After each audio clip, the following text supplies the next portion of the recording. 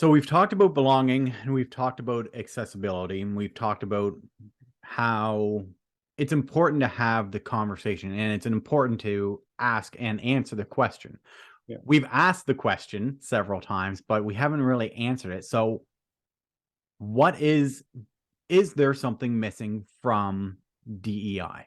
And again, and I think the answer is yes. I think that there is something more that we need to add to it.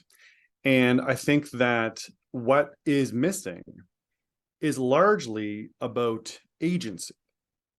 Now, agency is not necessarily a word that everybody's familiar with, but let's kind of give a brief summary of kind of what agency is. So agency is the ability to have a voice and have a say about your future.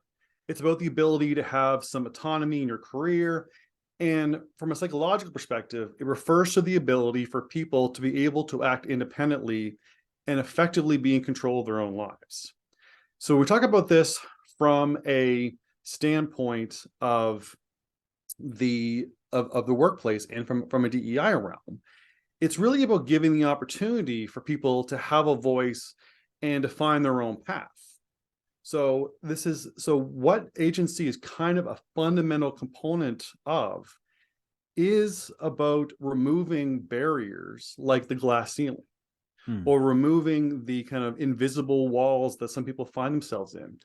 Because I often think of this in terms, again, I have an education background, in terms of streaming. So streaming is a term that was kind of a fundamental part of a lot of school systems, kind of, again, like a 90s approach, where you put students kind of into a stream and they were kind of forced down this path of either towards college, towards university, towards a workforce.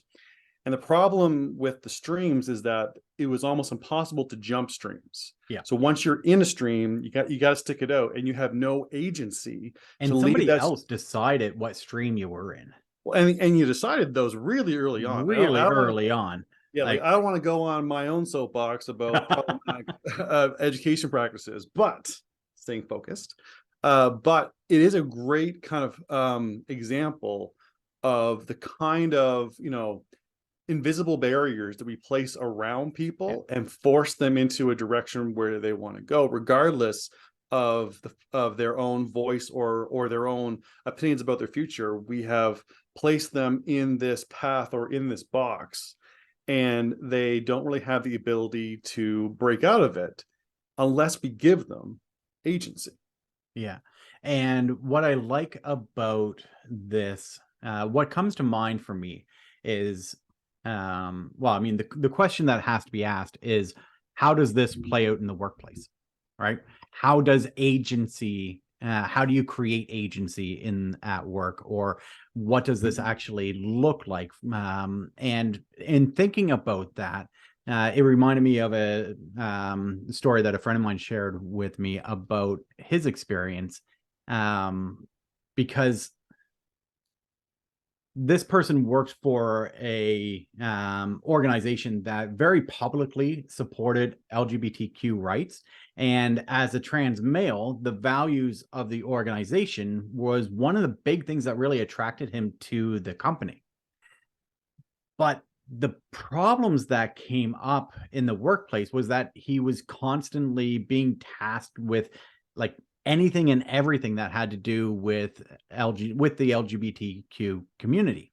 And anytime the organization wanted to raise their profile, or anytime that there was an event that involved the community, he was kind of put forward as the face of the company.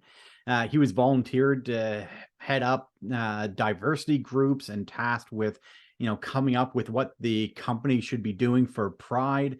And all of these extra responsibilities ended up snowballing him into a position that was nothing at all like the job that he actually applied for.